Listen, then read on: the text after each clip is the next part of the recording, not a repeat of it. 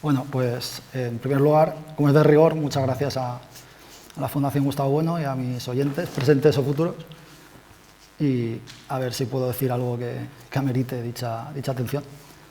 En primer lugar, quería hacer una advertencia metodológica o incluso un exordio galeato, porque viendo el programa, casi todas las ponencias, las comunicaciones, se ciñen en aspectos muy técnicos y muy concretos, y mi charla, pues quizás con cierto delirio de grandeza, la titulo Crítica de la idea de inteligencia artificial. La cuestión es que yo creo que esta comunicación, bueno, que lo que voy a desarrollar aquí se va a ver mejor por escrito, porque trata ideas muy generales que de alguna manera también ya se han ido tocando. Entonces, pues emplazo evidentemente a leerlo cuando salga, porque no sé yo hasta qué punto voy a poder abordar esto tal como lo he planteado. En fin, en definitiva, en cuanto al se hace obligado empezar por el sintagma inteligencia artificial, como siempre. Es lugar común decir que aparece en la conferencia de Dartmouth en 1956, en una charla de McCarthy.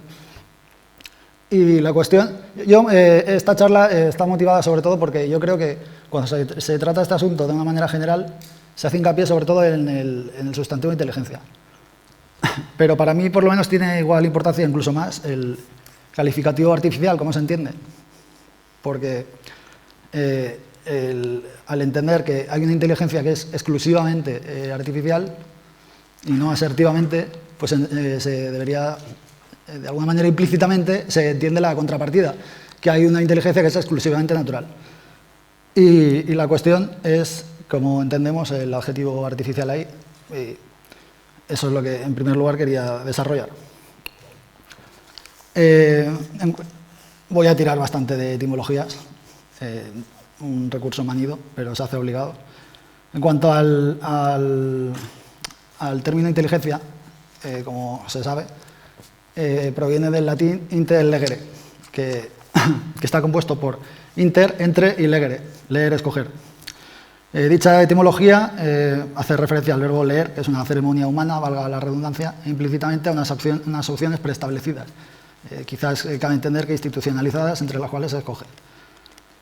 Inteligencia, el término inteligencia suele ir asociado además a un campo semántico como racional, sentimiento, etc. Supondremos, por lo menos originariamente, que dicho término no podría ir referido al tipo de máquinas al que nos estaremos refiriendo, evidentemente, porque no existían. Entonces, los únicos núcleos o entidades que podían ejercer una inteligencia que tuviera que ver con esta lectura o esta elección entre opciones preestablecidas e institucionalizadas, tal como las interpretamos, pues el único núcleo tenía que ser los hombres y, por analogía, quizás los animales. Entonces, se trataría de, según se entiende habitualmente, de sentar si las máquinas pueden resultar inteligentes tomando tal canon. Para asentar de alguna manera lo que quiero decir con este canon, voy a traer una cita de Bueno, voy a leerla. Dice en su ensayo sobre las instituciones: suponemos que la cultura humana es transgenérica respecto de las culturas de los homínidas precursores, chimpancés o australopithecus. Y lo es porque la cultura humana facilita a los hombres una plataforma tal que les permitirá verse en cuanto sujetos corpóreos y sin dejar de serlo a distancia de los primates. A ningún primate que se sepa, a ningún pitecántropo, a ningún antecesor, se le ha ocurrido poner los huesos de los pitecántropos o de los antecesores formando una serie evolutiva, una serie ósea evolutiva. Esta es la nueva plataforma humana, una plataforma que no está edificada sobre una previa conciencia, puesto que es esta conciencia la que se forma en el mismo proceso de ordenación de las series óseas o de otras similares. Bueno, esto entronca con lo que ha dicho Tiago antes de que no hay una inteligencia previa que se acoja a unas instituciones, sino que es mediante el ejercicio de esas instituciones como se construye la inteligencia. En definitiva, dicha plataforma, esta plataforma ósea, esta plataforma científica, cultural, civilizatoria, la que nos permitiría leer entre las diferentes osamentas, construyendo un lugar para el hombre entre los otros animales y las cosas inertes, conformando así el espacio antropológico. Bueno, en cuanto a artificial, como decía, hay muchas maneras de entender este término, este calificativo dentro del rótulo. Su etimología latina nos remite a artis, arte, y facere, hacer. Artificial se opone entonces a natural, que es aquello que no tiene artífice. Bueno, a no ser que entendamos por artífices a los padres, o a Dios, que es el padre de todos los padres, que no tiene padre, entonces es un paradójico huérfano. Entonces, esto, contrapuesto a este carácter natural, es una distinción que viene ya de Aristóteles, lo que está construido y lo que no. En cualquier caso, artificial, entonces tiene que ver con un artificium, un artificio, un artefacto, pero también con el arte con el que se produce. Siguiendo esta guía, podríamos distinguir dos modelos de entender la inteligencia, o sea, la adjetivación artificial, según se emplee en un sentido subjetual u objetual. En el primer caso nos hallaríamos ante, como hemos dicho, el artificio, el artefacto fabricado por una inteligencia subjetual. Y en el segundo hablaríamos del artificialismo o del arte de esa inteligencia subjetual, entendida como un núcleo autónomo de operaciones racionales, valoradas como tales, evidentemente desde nuestros cánones de racionalidad, porque desde dónde sino, desde esta plataforma de ciencias y de filosofía y el dialelo antropológico, en definitiva. En definitiva, desde nuestro sistema, porque tampoco se puede pretender que se habla desde la filosofía en general, sino desde una interpretación muy particular de las ciencias y del desarrollo histórico, que es la que está materializada en el espacio antropológico. Bueno, este sujeto racional pues, posee cierta arte que, por definición, como hemos dicho, pues no es natural. Sería, de alguna manera, esta distinción entre estos dos tipos de artificios se podría poner en correspondencia con la distinción clásica del ergón y la energía. En principio, ambos sentidos son excluyentes, claro. Atribuir inteligencia en el segundo sentido, por ejemplo, a una noria de agua, sería caer en el fetichismo desde nuestras premisas. Sin embargo, sí, se podría acabar aquí la charla. Decimos un ordenador es como una noria de agua y decir que es inteligente es fetichista. Pero de lo que se trata es de reconstruir cómo están funcionando pues, las tesis ajenas y tratar de reconstruir positivamente la figura que se pudiera esconder detrás de esta nematología. O sea, ¿qué sería aquello de la inteligencia artificial?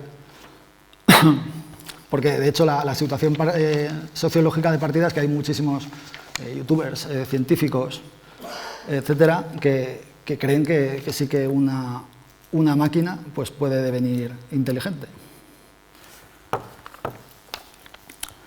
Y la pregunta es, entonces, ¿dejaría de ser un artefacto? ¿Dejaría de ser una máquina? Porque si es inteligente como un hombre, como ha dicho Tiago también, es que, entonces, para este viaje no hacen falta alforjas. Si de lo que se trata es de replicar al hombre, pues se puede, mediante la cópula, lo digo directamente, o mediante la clonación, no hace falta... Eso, una cosa que siempre me ha llamado la atención, por ejemplo, de una película como Blade Runner, es la retirada esta de stocks, de stock de replicantes que hacen. O sea, la búsqueda para el intento de eliminar todo un determinado stock de replicantes siempre se ha interpretado así, como una retirada de stock, pero en realidad, en la medida en que sean androides biológicos, con su pensamiento antropológico institucional, lo que se está cometiendo es un genocidio. Entonces, la cuestión es si una caja de chips puede pensar. Bueno, esta distinción entre subjetual y objetual, algún apólogo de las IAs pues podría impugnarla, porque podría, por ejemplo, darnos contraejemplos, es decir, que un ser humano producto de una fecundación in vitro pues es un artefacto, podría decirse, análogo a la construcción de un ordenador. Y es subjetual y es objetual. O ahora estaban hablando hace poco de xenobots que se reproducen a sí mismos, que vendrían a ser como una especie de coacervados muy complejos, una estructura biologicoide, por decirlo así. Entonces, esto es una máquina, es un animal que es. La cuestión es que, desde mi punto de vista, estos emborronamientos, estos vasos comunicantes no anulan la distinción entre hombre y máquina. No, o sea, acaso la complejizan u obligan a desarrollarla, pero a nadie se le ocurre, por ejemplo, decir que este vaso que es un sujeto. Entonces, ¿por qué no se le ocurre decirlo? Pues porque no lo es, básicamente. ¿Y por qué no lo es? Pues a esto vamos. Para tratar estos temas es necesario regresar a unas ideas, que por eso quería yo plantear esta conferencia de una manera tan general, como naturaleza artificial, máquina, hombre, porque aunque haya dicho que el término inteligencia artificial se suele afirmar que aparece en esta conferencia, el problema de si las máquinas pueden pensar o la dialéctica natural artificial, todas estas cuestiones, pues ya desde Descartes, yo he encontrado un texto bueno, no lo he encontrado, no es que haya sido una gran labor de búsqueda, estaba en Wikipedia, de Torres Quevedo, de ensayos sobre automatística, creo que era, y decía algo así, de 1914, o sea, previo a la computación contemporánea, aunque se estuvieran desarrollando ya ordenadores de alguna manera arcaica. Dice: el autómata procede en todo como un ser inteligente, que sigue ciertas reglas, y me interesa observar especialmente que procede como un ser inteligente en el momento en que hay que escoger un camino en cada caso particular. De alguna manera remite a la etimología que había reseñado de inteligencia, el escoger entre distintas opciones. La cuestión es qué mueve a esa máquina a escoger, claro.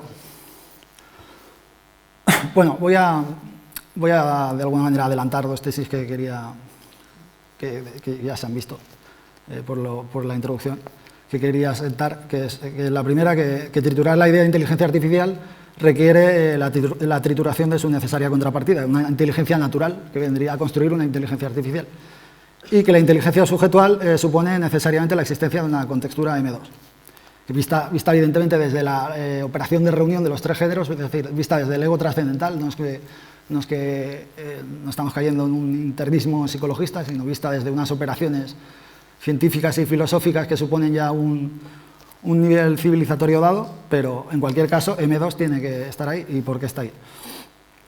Bien, de las afirmaciones habituales por parte de estos publicistas de la inteligencia artificial, pues se desprende esto, que tendríamos estos dos tipos de inteligencia, pero en realidad la inteligencia humana es tan natural como artificial, en el sentido subjetual.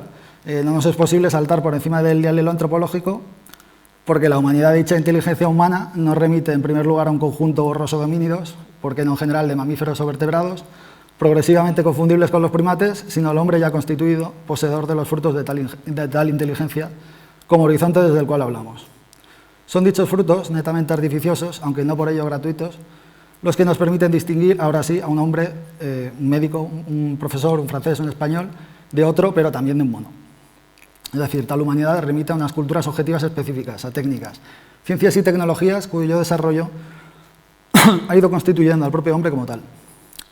Es decir, que nuestra inteligencia es tan producto de las ciencias y de las tecnologías como lo es un ordenador, los cuales quedan incluidos, los ordenadores, también junto con los aspectos subjetuales de la inteligencia en todo complejo que llamamos cultura, que tiene tanto aspectos intrasomáticos como intersomáticos, como extrasomáticos. Entonces no existe una inteligencia humana natural exenta o pura. Incluso el pronombre personal yo, que remite a este núcleo egoiforme al que nos estamos refiriendo, este núcleo de tal inteligencia, es un artificio institucional. Entonces nos hallamos involucrados en los desarrollos técnicos, científicos y tecnológicos a modo de una hiperrealidad sin cuyos marcos se nos deshacen los fenómenos o los hechos que actualmente percibimos como tales. La propia evolución humana ya está a escala prehistórica, pues ya está mediada por las instituciones, por las instituciones no, por los rituales y después por las ceremonias, sí, las instituciones incluso, de una manera incipiente. Ya no solo a escala cerebral de la neuroplástica, sino la bipedestación, la pinza de la mano, todas estas cuestiones que ya están tan tratadas. Pero la cosa es que las culturas homínidas pues tampoco vienen de la nada, y los cortes, más bien que el corte, relativos a la escala de racionalidad que nos ocupa, no provendrían tanto de las diferencias entre hombres y monos cuánto de las diferencias de las diferentes categorías inconmensurables ya establecidas durante la civilización, es decir, entre distintas ciencias, tecnologías. Sin embargo, precisamente desde tal plataforma civilizatoria ya constituida, no podemos obviar que nuestras operaciones pues comparten de manera variable ciertos rasgos genéricos transculturales, por tanto, no propiamente culturales, con las propias de otros animales, lo cual no niega a su vez el hecho de que seamos, por ejemplo, la única especie que ha desarrollado estados, por ejemplo, el único animal institucional. Entonces, aunque la inteligencia humana, que es la inteligencia propiamente dicha, sea cultural, institucional, no se puede soslayar ni despreciar el peso de la morfología humana, es decir, de una naturaleza propia, pero propia en sentido, tendida no en un sentido porfiriano, sino como lo reconstruye, bueno, por ejemplo, en el ensayo de la idea del deporte, o sea, entendida en un sentido alotético, gradual. Entonces, la morfología humana, fruto de la evolución, además, parcialmente mediada por rituales y ceremonias, permitiría ciertas operaciones específicas, aunque éstas sean indeducibles a partir únicamente de tal morfología. Bueno,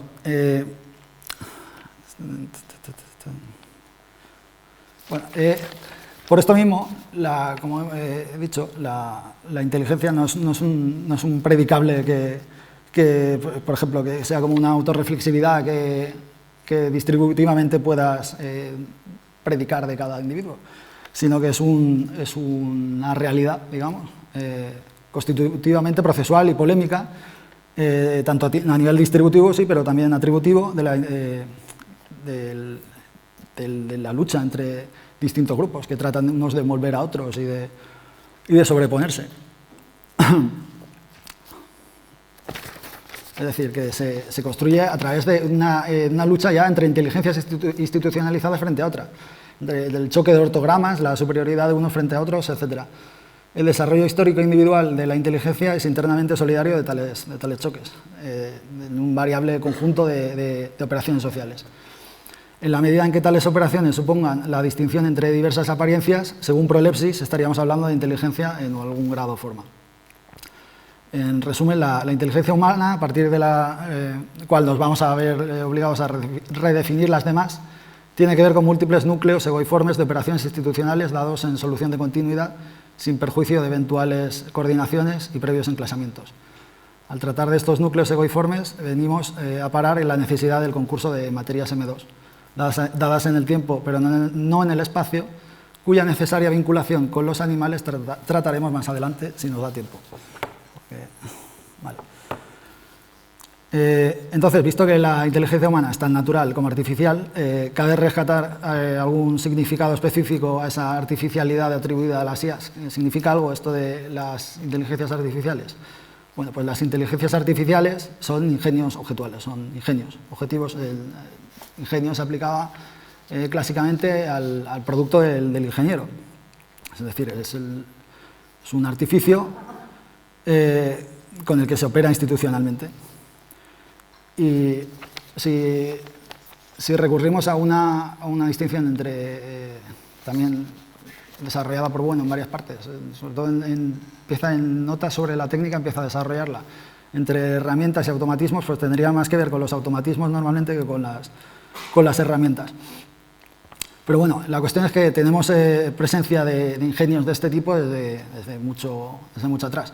Entonces, ¿habría algún rasgo específico de estos automatismos que de alguna manera empujara o ameritara el que se empiece a hablar de inteligencia artificial? Pues yo he querido rescatar algunos rasgos. Por ejemplo, que estas tecnologías, o sea, estos automatismos, están inscritos en el curso de las tecnologías electromagnéticas, para empezar. Responden a un sofisticado automatismo que las hace aparecer como autónomas en un grado mucho mayor que otras máquinas anteriores en virtud de su capacidad, por ejemplo, para lo que llaman generar contenidos trabados según complejas contexturas M3. Y también los procesos, una cuestión gremial me parece importante o sociológica, pero yo creo que es importante que las máquinas anteriores, los automatismos tradicionales, sobre todo venían a automatizar procesos que tenían que ver con con los oficios llamados tradicionalmente serviles. Y ahora muchos están teniendo miedo porque también se están inmiscuyendo en los oficios, las artes liberales. Eso sería también un rasgo distintivo, pues no es lo mismo que una máquina, un telar en un taller, a que esté ya, pues de alguna manera ayudando o según otros interfiriendo en el trabajo de un médico, de un cirujano, que sería un oficio mucho más intelectual según ciertas nematologías con mucha pregnancia tradicional. Y por otro lado, dan una falsa apariencia de aprendizaje en función de, o sea, gracias a esa potencia de computación, que más bien habría que hablar de escalabilidad o de capacidad para que esos algoritmos se cobren espesor al ser sometidos a la codeterminación con unos inputs. Pero, en fin, aunque estos rasgos específicos se puedan de alguna manera destacar, tampoco quiero decir yo con esto que esto justifique el uso de inteligencia artificial. Se empieza a hablar de inteligencia artificial a partir de, como sabemos, o centrados en unas nematologías construidas a partir del enfoque cibernético y también pues, gracias al pujante desarrollo y envoltura de ordenadores al que nos estamos viendo sometidos en todas las áreas. Bien, la inteligencia de dichos ingenios se hallaría, no obstante, en las operaciones humanas objetivadas en los algoritmos, los códigos, los programas diseñados por el ingeniero, etc. El ingeniero hace girar como una noria unos materiales ya preformados por un demiurgo o por millones de demiurgos vivos o muertos, en muchos casos, a escala antrópica, por ejemplo, imágenes, textos, etcétera, que toma como base de datos. Estos son previamente etiquetados o configurados ya por ingenieros y su recomposición, la recomposición de estos programas, el ajuste, viene dado por peticiones de usuarios, por feedback de estos, por los ajustes posteriores del ingeniero, por normas que no son muchas veces de tipo técnico informático, sino éticas, morales, políticas incluso.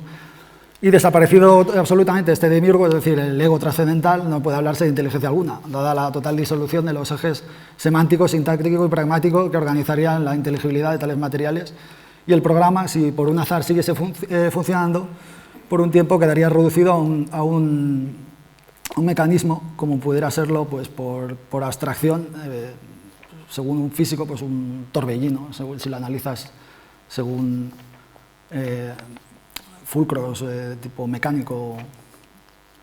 Entonces, la diferencia fundamental sería que la inteligencia sujetual se define por fines prolépticos y, sin embargo, esta inteligencia objetual, estos ingenios, se definiría por su sometimiento a un fin constitutivo que solo podemos reconstruir por la mediación de multitud de finalidades prolépticas intercaladas. Y si eliminas estas, pues puedes, de hecho, declarar el fin consuntivo de tal ingenio y lo puedes relegar a un museo de etnología o de hidráulica o de lo que sea.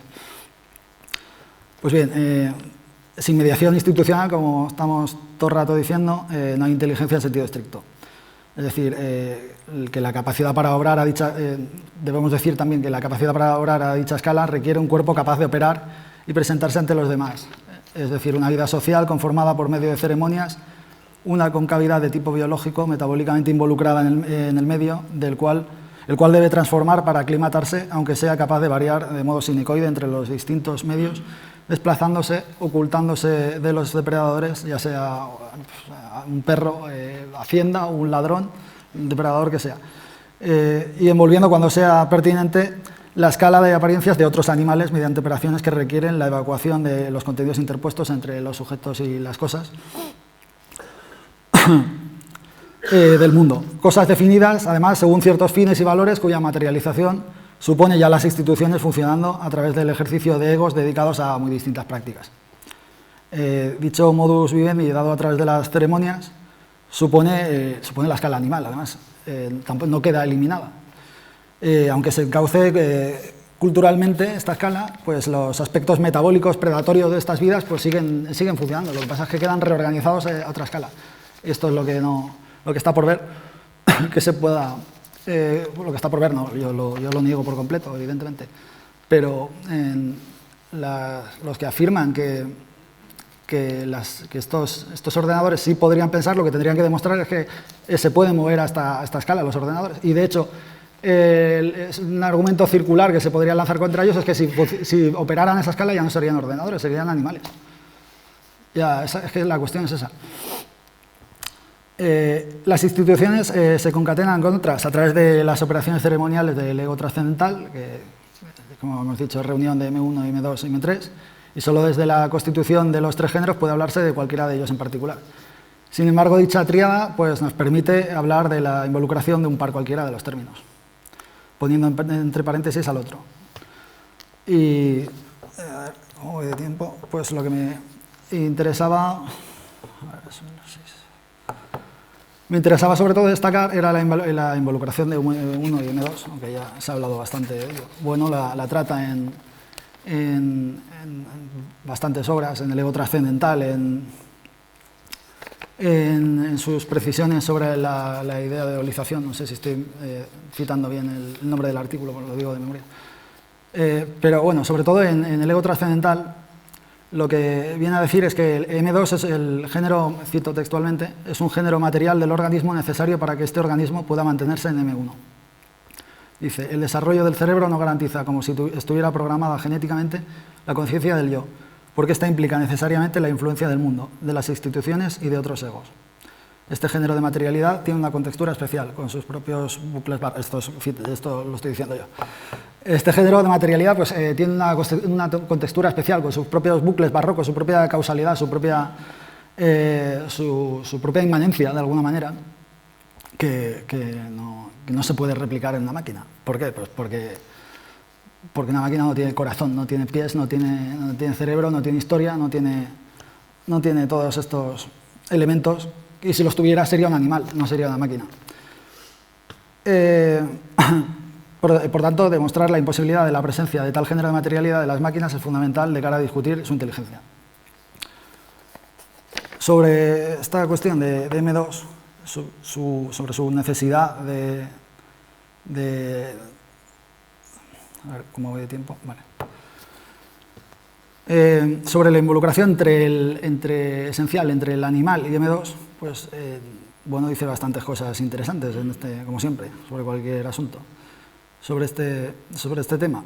Y dice, por ejemplo, aun dependiendo del medio, puede establecerse soluciones de continuidad respecto de él, lo cual se manifiesta sobre todo por los desplazamientos activos, no meramente pasivos, como los derivados del impulso del viento, corrientes de agua, etcétera, etcétera. Es decir, que tal sería la diferencia entre los organismos vegetales y los animales, aunque caben situaciones intermedias, evidentemente, pero para lo que nos interesa la cuestión es esta, porque las situaciones intermedias, pues, su inteligencia se acercaría asintóticamente a cero. En los animales la conexión entre el medio es sinusoide, pueden desligarse del medio concreto y pasar a otros distintos.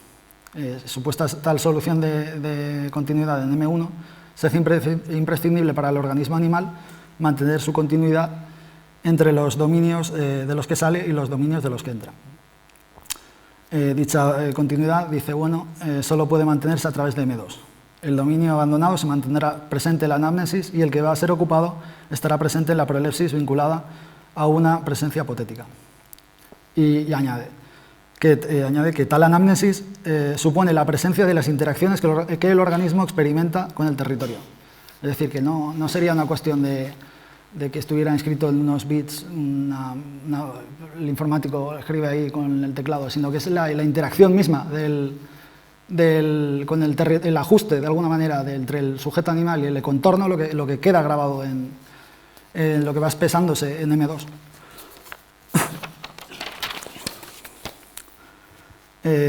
Los deseos, dice, por ejemplo, los deseos elementales, por ejemplo, la sed o el hambre en cuanto a contenidos M2, surgirían de los estados carenciales del organismo.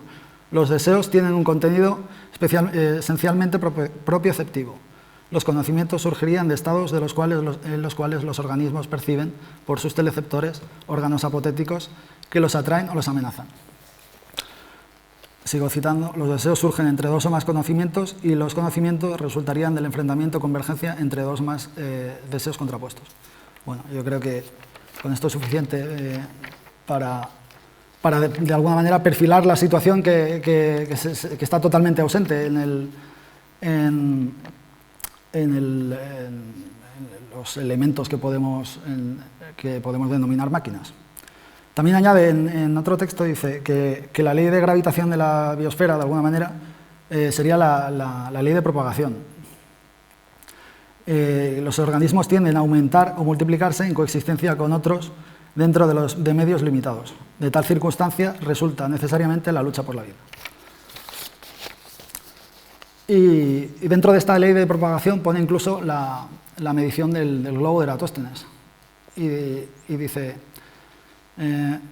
un segmento de la ley general que impulsaba Eratóstenes y otros griegos a controlar pragmáticamente el horizonte de la navegación terrestre, es decir, a medir el contorno en función de los intereses de la propagación de los cuerpos por su tierra. Es decir, que sería un segmento de esta ley.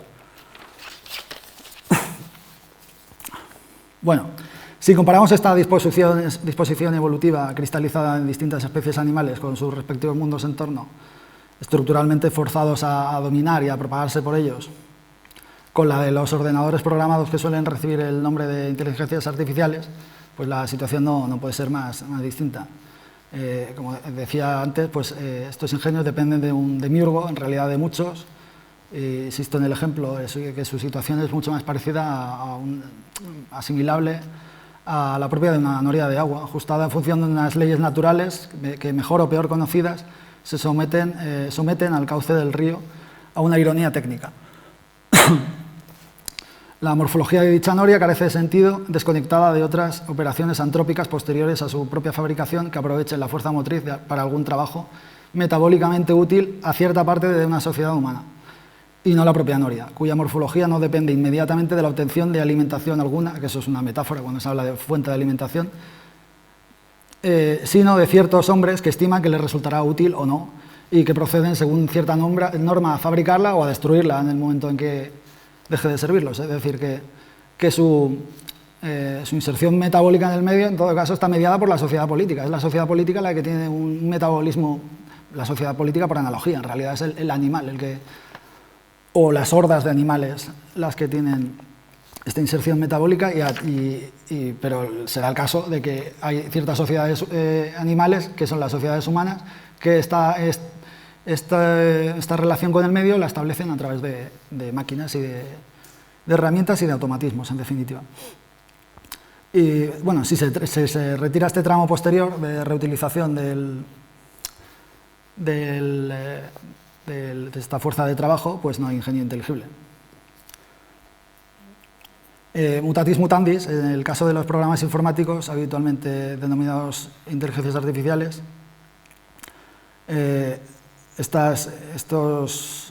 las operaciones de diseño de los algoritmos informáticos, los teoremas aplicados, etcétera, es donde se halla precisamente la racionalidad en este diseño y reaplicación y ajuste constante, pero no en el propio desempeño por parte de una máquina que, como digo, es ajustado constantemente por programadores y usuarios de cara al cumplimiento de prolepsis antrópicas institucionales cuya estructura ajustada o enfrentada a otras prolepsis antrópicas, porque esto es muy importante, bueno, ya se ha dicho,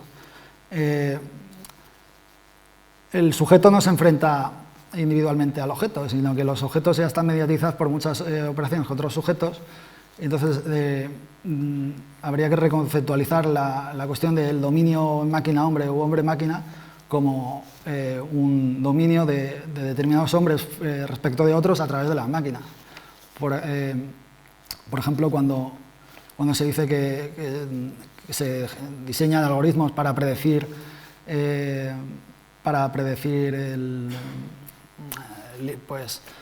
qué van a comprar, por ejemplo. No es que en realidad no están prediciendo qué van a comprar, están incentivando la compra de unos determinados consumidores, y además se lo están haciendo quitándole ese sector a otras empresas. Es decir, que también que cuando se habla de automatismo, el automatismo es automatismo respecto de la herramienta que la coge el agricultor o el albañil. pero no es un automatismo. Automatismo no es autonomía, en definitiva. No es que cuando se cae en esa autonomía es cuando se empiezan los delirios que van asociados a colocar estos automatismos en el eje angular, digamos. Son una especie se cae en la idea de técnica autónoma y es un numen que de alguna manera pues sí, se te impone y te envuelve tu inteligencia. En el caso de Deep Blue, por ejemplo, habría envuelto la inteligencia del ser humano, lo habría anulado, cuando la cuestión no es esta, porque operaciones concretas que se realicen, sobre operaciones concretas, por ejemplo, el chimpancé Ayumu en Japón ya era capaz de memorizar mucho más rápido que un hombre. Eso no demuestra que sea más inteligente, sino que la inteligencia va asociada a unas categorías que están dadas a una escala histórica, que tienen que ver con esta lucha de unos sujetos prolépticos frente a otros. Bien, a ver cómo voy de tiempo. Bueno. Bueno, pues... bueno, yo quería poner un ejemplo. Por ejemplo, me imaginé que el uso de una inteligencia artificial que imitara de alguna manera el cortejo, ¿vale? El Ligue. Pero bueno, es que es imposible, por ejemplo, que las máquinas se vean urgidas a cortejar a alguien, puesto que el cortejado, por ejemplo, no va a alimentar el ego de la máquina, a colaborar con su reproducción, es decir, no tiene aparato reproductor. Esa es la cuestión definitiva, porque hay que entender la racionalidad a partir de estos animales dados en entornos en los cuales mantienen relaciones, llevan a cabo conexiones apotéticas y paratéticas. Esa es la cuestión. No se puede entender en abstracto, sino que hay que partir siempre de círculos institucionalizados dados y ver qué escala es a la que nos estamos remitiendo y que es necesaria suponer ahí. Entonces, como digo, esta máquina ni va a haber alimentado su ego, como diría a lo mejor un psicólogo, ni va a colaborar en la reproducción de la máquina, ni va a convivir con ella. Estos aspectos, en cualquier caso, podrían verse por parte de ciertos propagandistas de las inteligencias artificiales como adherencias irracionales de las cuales la máquina que liga prescinde desde su racionalidad superior. Lo que ocurre, sin embargo, es que sin tales elementos se desvanecen las propias operaciones de cortejo y, por tanto, su racionalidad. Pueden prepararse máquinas que desarrollen falsas apariencias de cortejo no dirigidas a tal fin por parte de la máquina, que carece, como decimos, de aparato reproductor. Estas falsas apariencias pueden ser puestas a competir con las operaciones de cortejo reales de otros individuos humanos y pueden ser incluso más eficientes en algunos casos, lo cual solo habla en perjuicio de sus competidores humanos y de la cortejada o el cortejado, digamos. Sin embargo, si tales falsas apariencias de cortejo funcionan, lo hacen en la medida en que se ajustan algorítmicamente a la dialéctica de esos contenidos declarados irracionales por sentimentales, etc. Es decir, la racionalidad de tales falsas apariencias está dada en función de la práctica realmente existente que el ingeniero desea imitar mediante el programa. Si cabe atribuirle alguna racionalidad material a tal imitación, al margen de unas matemáticas o una lógica formal que nada tienen que ver en principio con el cortejo, del que nada puede saber, será en la medida en que sea empleada por alguien para fingir ser un mejor cortejador que otros, o en la medida en que sea empleada por una empresa o un grupo de científicos de cara a estudiar los comportamientos de ligue real, o para hacerse con ciertos materiales con los cuales después poder extorsionar, por ejemplo, al cortejado. Que esa máquina esté ligando con alguien, cortejando con alguien, ya pertenece a la nematología de ingenieros, propagandistas, usuarios abducidos, etc. Porque el cortejo requiere como primer analogado machos y hembras distantes cuyas prolepsis consisten en poner en conexión sus aparatos reproductores. Bueno, esta ausencia de causalidad de M2 no impide que los programas, o mejor dicho, los programadores y los usuarios operando con tales programas sean capaces de poner en marcha procesos de computación que superen por completo alguna capacidad concreta por parte del sujeto humano, por sí mismo considerado desvalido de tales prótesis, si queremos decirlo así, informáticas, y se podrían dar muchos casos. El de Deep Blue, pero también hace pocos años un programa superó al campeón del Go, que es como el ajedrez chino. Y de hecho el campeón se puso a llorar en directo y eso impactó mucho a los chinos.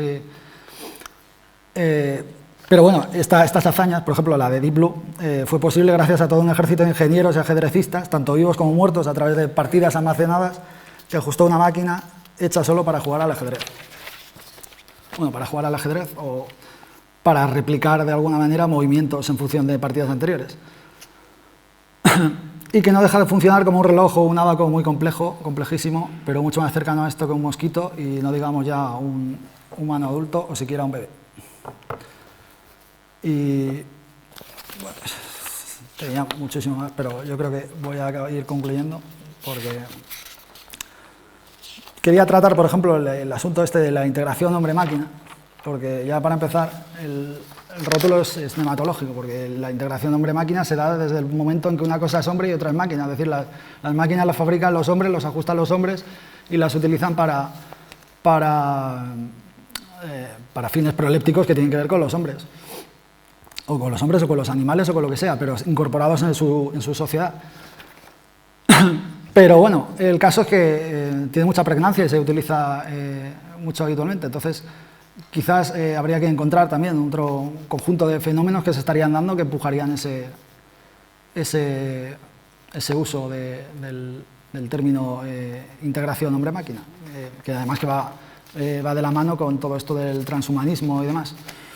Y quizás sería, o casi seguro, pues la progresiva capacidad, por ejemplo, para introducir microchips o lo que sea, o implantes que coadyuven en funciones teleceptoras o propioceptoras del sujeto humano y cuestiones de este tipo, que son mucho más, digamos, podría decir un médico, invasivas. En cualquier caso, me parece que para empezar, una distinción generalísima que habría que hacerse sería según se recorriera la integración hombre-máquina de este tipo, desde el hombre a la máquina o al revés. Por ejemplo, el marcapasos estaría integrado en el hombre, pero el hombre estaría integrado, una vez fallece, en todo un conjunto de aparatos para mantener sus órganos vivos para ser trasplantado a otros. Y, en fin, yo creo que con esto lo voy a dejar porque es que lo demás sería extenderme demasiado y si da tiempo a decir algo. No, lamentablemente no tenemos tiempo, no disponemos de tiempo, lo siento. Tenemos mesa redonda.